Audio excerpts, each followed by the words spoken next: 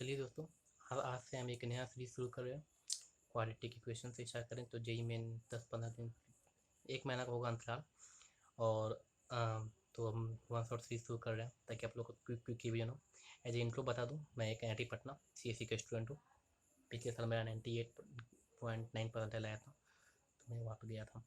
ठीक है, तो अब शुरू से शुरू कर रहे हैं। सबसे पहला क्वाड्रेटिक इक्वेशन, और ये वन शॉट सीरीज है तो मैं पट निकालूंगा। ठीक है, तब सबसे पहले ये एक आता है इक्वेशन आइडेंटिटी मंत्र, तो पट निकाल रहा हूँ मैं। इक्वेशन आइडेंटिटी किसको बोल रहे होते हैं? ठीक है, तो sine square theta plus cos square theta is equal to 1। ठीक है, तो यहाँ पे आइडेंटिटी इसको बोले होते हैं ना, जो कि हर वैल्यू को सेटिस्फाई कर रहा होता है। जैसे यहाँ पे थीटा का वैल्यू 0 हो, चाहे थीटा का वैल्यू 45 हो, चाहे कुछ भी हो, ये इक्वेशन को सेटिस्फाई करेगा। Sine square theta plus cos theta equal to 1 होगा, हर हालत में होगा, थीटा का कुछ भी वैल्यू हो। लेकिन X square plus X plus 1 is equal to 0, X square X plus minus 2 equal to 0। ठीक है, तो ये एक पार्टिकुलर वैल्यू के सेटिस्फाई होगा। मतलब जब एक्स इक्वल टू 1 होगा तब ये सेटिस्फाई करेगा। ऐसा तो नहीं है कि एक्स इक्वल टू 5 हो तो सेटिस्फाई करेगा, नहीं, बिल्कुल नहीं। ये एक पार्टिकुलर वैल्यू को सेटिस्फाई करेगा। तो यही होता है इक्वेशन आइडेंटिटी में अंतर। इक्वेशन एक पार्टिकुलर वैल्यू को सेटिस्फाई कर रहा होता है और आइडेंटिटी हर वैल्यू के लिए होता है आइडेंटिटी। ठीक है, तो अब ज़्यादा देरी नहीं करते हुए अपना काम कर बात करते हैं। तो क्वाड्रेटिक इक्वेशन किसको बोल रहे होते हैं? X square plus b x plus c, ये हो गया आपका क्वाड्रेटिक इक्वेशन। ठीक है, अब इसका दो रूट होगा। सबसे पहले discriminant B square minus 4ac। मैं फालतू प्रूफ नहीं दिखा रहा हूँ, कोई काम नहीं आता उसका।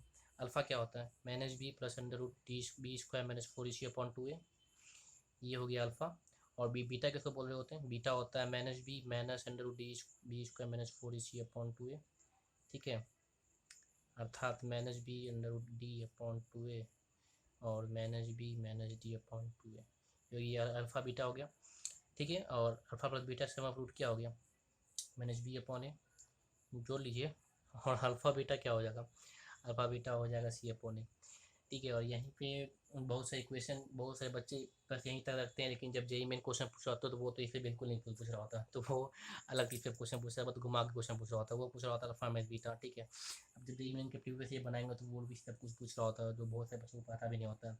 तो अल्फा माइनस बीटा क्या होता है? मैथ करके देख लीजिए, यही आएगा under D upon coefficient of x square का मॉड। ठीक है, एक्स स्क्वायर का मॉड ये होता है मैनेज अल्फा माइनस बीटा हो रहा था। ठीक है, अब हम लोग जा रहे होते हैं रूट पे। जैसे कि x square plus b x plus c है, इसका रूट क्या है? इसका रूट मान लीजिए अल्फ़ा बीटा है। अब हमको ऐसा इक्वेशन चाहिए कि जिसका रूट हो 1/अल्फ़ा और 1/बीटा। ठीक है, तो ये जो होता है ना, तो ये आपको याद होना चाहिए, मुंह पे याद होना चाहिए। ऐसा नहीं कि ये निकालने बता दूंगा मैं आगे, निकल जाता है, पर ये एज इट इज रिजल्ट याद होना चाहिए।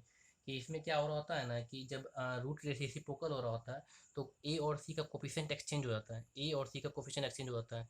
तो इसका इक्वेशन क्या हो जाएगा? इसका इक्वेशन हो जाएगा c x square plus b x plus c equal to 0। ठीक है, और ये याद होना चाहिए कि जब रूट रेसिप्रोकल हो, मेरे साथ आप लोग नोट कर लीजिए, जब रूट रेसिप्रोकल हो तो कोफिशिएंट एक्सचेंज हो जाता है ए और सी का, कोफिशिएंट एक्सचेंज हो जाता है ए और सी का। अब आप लोग को मैं कुछ याद दिला दे रहा हूँ, बस इसी पे आप निकालने सिखा दे रहा हूँ फटाफट, फालतू बात नहीं करते हुए। A x plus b x plus c equal to 0 है, इसका रूट क्या है? अल्फा और बीटा है। तो शॉर्ट ट्रिक बता रहा हूँ मैं सीधा सीधा। अब हमको एक ऐसा इक्वेशन चाहिए जिसका रूट हो 2 अल्फा और 2 बीटा। ठीक है, तो अब निकालने चल जाए कि हम लोग x square minus sum of root x plus product का रूट, इस तरह से होता है। ये क्लास 8-9 के चीज़ होता है, तो आप लोग उस तरह से मत कीजिएगा। जब भी इस तरह का रहे कि 2 अल्फा क्या ऐसा इक्वेशन चाहिए जिसका रूट हो 2 अल्फा 2 बीटा, ऐसा इक्वेशन चाहिए जिसका रूट हो 4/अल्फा 4/बीटा। ठीक है, जब भी इस तरह का क्वेश्चन दिखे ना, तो उसको सॉल्व हम लोग किस तरह से कर रहे होते हैं। ठीक है, वो मैं दिखा रहा हूँ। तो उसको हम लोग किस तरह से कर रहे होते हैं ना, कि तो सबसे पहले उसमें एक कंडीशन होता है कि सबसे पहले हम लोग उसको चेक कर लेते हैं। ठीक है, जैसे दिखा रहा हूँ मैं, चेक किस प्रकार कर रहे होते हैं। X square plus b x plus c equal to 0 है। अब हमको ऐसा इक्वेशन चाहिए जिसका रूट हो 2 अल्फा 2 बीटा। तो ठीक है, तो थोड़ा स्लाइड शायद ज़्यादा पड़ रहा होगा, अब सही पड़ रहा है। तो यहाँ पे क्या कर रहे होते हैं, हम लोग चेक कर लेते हैं, जैसे कि सिमेट्रिसिटी चेक कर रहे होते हैं। क्या कर रहे होते हैं ना, कि जो निकालना है ना, मेरे बात को गौर कीजिएगा, या हो सके तो वीडियो पॉज करके आप सुन लीजिए 2-3 बार। जो निकालना होता है ना, उस पर अल्फ़ा की जगह बीटा पुट करते हैं और बीटा की जगह अल्फ़ा पुट करते हैं। अल्फ़ा की जगह बीटा, बीटा की जगह अल्फ़ा। अगर सेम आ गया, जैसे यहाँ पे अल्फ़ा जगह बीटा करें तो क्या हो जाएगा 2 बीटा, और बीटा जगह अल्फ़ा करेंगे तो क्या हो जाएगा 2 अल्फ़ा। अगर सेम आ गया, अगर सेम आ गया तो हम लोग क्या कर रहे होते हैं ना, जैसे हमको चाहिए इसका, तो x इक्वल टू 2 अल्फ़ा, तो अल्फ़ा क्या हो जाएगा x/2। तो हम लोग कुछ नहीं करेंगे, इस इक्वेशन में x को x/2 से रिप्लेस कर देंगे।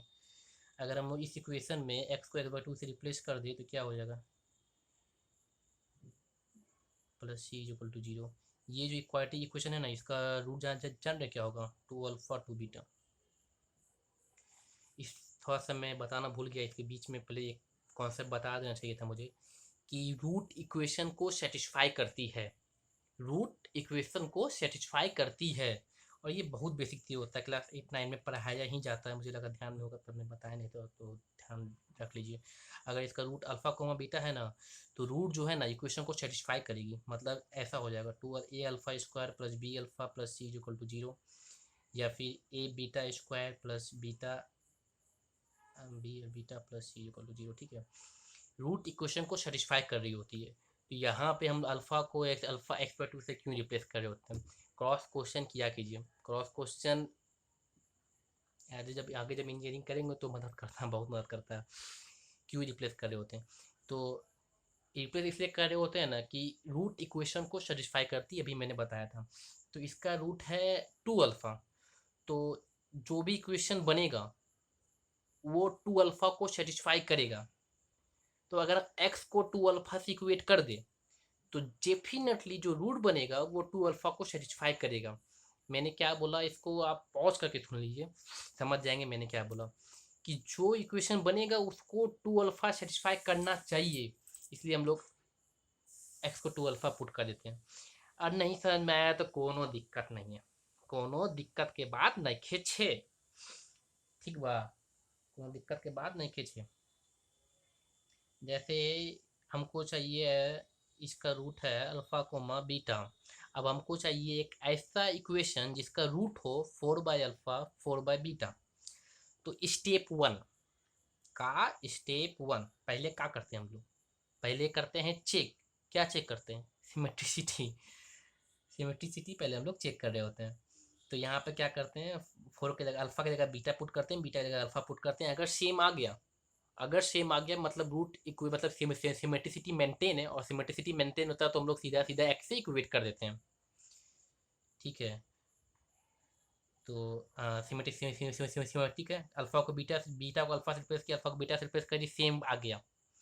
ये स्टेप 99% आदमी नहीं कर रहा होता है, पर मैं बार बार बोलता हूँ कि आप ये स्टेप जरूर किया कीजिए। नॉर्मल सवाल तो बन जाएगा, कोई दिक्कत नहीं, पर हो सकता है कि कभी भी जेई मेन से जेई एडवांस क्वेश्चन पूछे और उसमें सेटिस्फाई नहीं करेगा। शायद जेई मेन तो नहीं, पर जेई एडवांस में पक्का ऐसा आज निकल जाएगा जब क्वेश्चन पूछेगा जिसमें ये सेटिस्फाई नहीं कर रहा हो, इक्वेशन को सिमेट्रिसिटी नहीं मेंटेन कर रहा होगा, और आप जो मैट्रिक बता रहे हो वो नहीं लगा पाएंगे। इसलिए मैं बार बार बोलता हूँ कि प्रूफ हमेशा पता होना चाहिए, आदमी को प्रूफ हमेशा पता होना चाहिए, क्योंकि जब एक जी most difficult question is solve by most easiest way, क्या मैं इसका most simplest manner, in the most simplest में स्टेप, जो सबसे बेसिक होता है ना, बेसिक ही सबसे हार्ड से हार्ड सवाल बना रहा होता है। इसलिए मैं हमेशा बता रहा हूँ कि चेक करके कर लिया कीजिए। नॉर्मली कोई दिक्कत नहीं आएगा, पर ये बात क्वेश्चन में आ जाएगा। ठीक है, फालतू बहुत बहुत कर दिया। तो ये सेम आ गया। अब सेम आता तो क्या क्या करते हैं, एक्स से सीधा इक्वेट करते हैं 4/अल्फ़ा।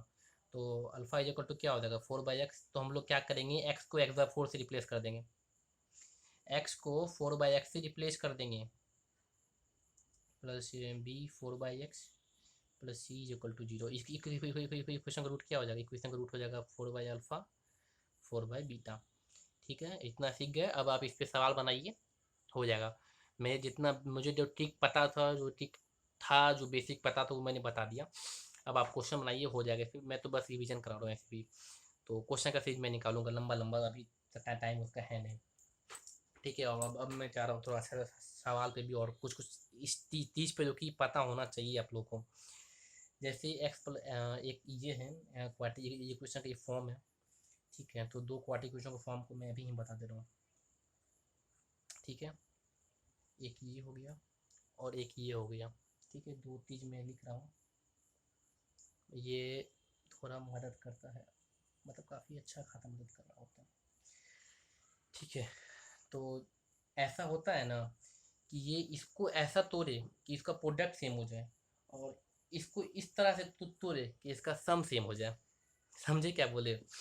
तो ये दो बेसिक चीज होता है जब भी बाय क्वाड्रेटिक क्वेश्चन हो रहा होता है ना, तो हम लोग वही कर रहे होते हैं। इसमें क्या हो रहा होता है, देखिए ये बड़ा सवाल, देखिए इसको क्या करेंगे हम लोग, इस तरह से इसको लिखेंगे x+2 और ये देखिए कहीं कुछ इसका ये नहीं है, मतलब आप ये नहीं बताते ये कोई टॉपिक में आता है या ये कोई ये होता है, ये सब जो होता है ये बहुत ये सब एक्सपीरियंस से मिलता है। और मतलब अब जब बहुत सारे क्वेश्चन बनाएंगे तो पता होता है कि हाँ इसको इस तरह से किया जाता है। अब इस टाइप का क्वेश्चन मिलेगा पर आपको इसका कोई टॉपिक नहीं मिलेगा कोई बुक में, ठीक है। इसमें क्या होता है ना कि देखिए इसका प्रोडक्ट सेम हो जाए, ये 12×24 है और 8×24 है, ठीक है। और इससे फ़ायदा क्या मिलेगा, इससे फ़ायदा ये मिलेगा ना, कितना हो जाएगा 12×14 x + 24 x² प्लस कितना हो जाएगा 8×3 = 11 x + 24। अब इससे क्या फ़ायदा मिलेगा हम लोगों को, तो इससे क्या करेंगे हम लोग कि x कॉमन निकाल लेते हैं, इससे कितना हो जाएगा x² कॉमन निकाल लीजिए बेसिकली, तो कितना हो जाएगा x + 14/x + 14x + 24/x, यहाँ से भी निकल गया, तो यह कितना हो जाएगा x + 24/x + 11 = 0। अब हम लोग x + 24/x को t पुट कर देंगे, क्या करेंगे t पुट कर देंगे, यहाँ पे क्या हो गया x² = 0, मतलब x = 0 एक सोल्यूशन मिल गया हमको, ठीक है। ठीक है, और यहाँ पे क्या करेंगे कि ये कितना हो जाएगा t + 14 और t + 11 निकल गया, बन गया। तो ये एक तरीका हो रहा होता है, ठीक है। ये हो गया टाइप 1 में क्या कर रहे होते हैं कि इस तरह से तोड़े ताकि उसका प्रोडक्ट सेम हो जाए। ये मैं बता, एक बार आप बना लेंगे ना तो अपने आप ध्यान में आ जाएगा, मतलब आप पता, अब बहुत सारे पूछेंगे भैया आप पता कैसे चले कि किस में तोड़े किस में जोड़े, ये है ना बेटा, ये ये आप जब एक दो क्वेश्चन बना लेंगे ना तो अपने आप पता चल जाएगा, और आप नहीं बनाएंगे तो पता नहीं चलेगा। देखिए अब इसमें क्या, ये टाइप 1 हो गया, इसमें देखिए क्या हो रहा होता है, इसमें सम सेम हो जाएगा, देखिए 4×1 = 5 और 3×2 = 5, सम में भी फायदा मिल जाएगा या तो प्रोडक्ट में भी, ठीक है। तो देख लीजिए फायदा क्या है। अब देखिए इसमें क्या है ना, अब सम और ये किस लिए बताया कि देखिए इसमें मल्टीप्लाई से कहीं फायदा नहीं मिलेगा हमको, 4 है 3 दो नीचे है, 4×2 = 8 है, 3 है, तो हमको इसमें मल्टीप्लाई से फायदा नहीं मिला, पर सम से फायदा मिल गया, ठीक है। x + 4 x + 2 और x + 3, ठीक है। इसमें सम से फायदा मिला, क्या मिला, सम से फायदा मिला,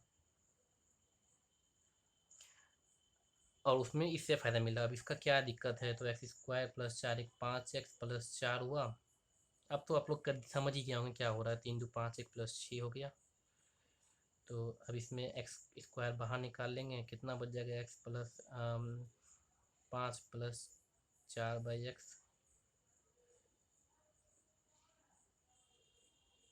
नहीं नहीं काहे का ये करें, काहे का ये तो सीधा सीधा टूट गया, कोनो दिक्कत ही नहीं, कोनो दिक्कत ही नहीं है, x² + 5x को टी पुट करो ना, क्या दिक्कत है भाई, है कोनो दिक्कत बा हमरा के, ना भाई, सीधा सीधा निकल गया, ठीक है। तो वही पे मैंने बता दिया आपको, दो चीज बताया, एक में सम से फायदा मिला और एक में प्रोडक्ट से फायदा मिला। अब थोड़ा सा मुझे फोकसिंग में दिक्कत आ रहा होगा, आप लोग को दिख रहा होगा, थोड़ा सा मेंटेन कर लीजिएगा, क्योंकि मेरे पास कुछ ये नहीं है, मैं नया नया स्टार्टिंग किया हूँ, तो मेरे पास कोई ब्लैक बोर्ड है नहीं, बस सीधा मोबाइल से रिकॉर्ड मार रहा हूँ, तो इसमें थोड़ा सा मतलब दिक्कत आ रहा होगा आप लोग को, ठीक है। यहाँ तक हो गया। अब किसी भी चीज़ का ग्राफ कैसे बनाते हैं, ठीक है, किसी भी फंक्शन का ग्राफ कैसे बना रहे होते हैं, तो ये मैं बता देता हूँ एक बार ग्राफ में, ग्राफ, ठीक है। तो ठीक है, सबसे पहले हम लोग स्टार्ट करते हैं कि ग्राफ किस तरह से बनाया जाता है किसी भी फंक्शन का। तो जैसे हम फंक्शन निकाल लेते हैं, f = कितना हो गया, x⁵ - 5 - 5x + α = 0, ठीक है, +4 = 0, कुछ भी, ठीक है। जब किसी भी फंक्शन का ग्राफ बनाना होता है ना, तो हम लोग उसको इस तरह से बना रहे होते हैं कि सबसे पहले देखते हैं कि हम लोग उसका f0 का वैल्यू क्या होगा, एफ इन्फिनिटी का वैल्यू क्या होगा, एफ माइनस इन्फिनिटी का वैल्यू क्या होगा, और जहाँ जहाँ वो उसका डिफ्रेंशिएशन इज इक्वल टू 0 होगा उसके क्रिटिकल पॉइंट पे क्या वैल्यू होगा। ठीक है, तो क्या क्या बोले, एफ जीरो सबसे पहले चेक करते हैं, थोड़ा सा फोकसिंग बार बार, क्या बोले हम, एफ इन्फिनिटी में, एफ माइनस इन्फिनिटी में, और एफ का क्रिटिकल पॉइंट पे। ठीक है, 4 पॉइंट पे किसी भी देखिए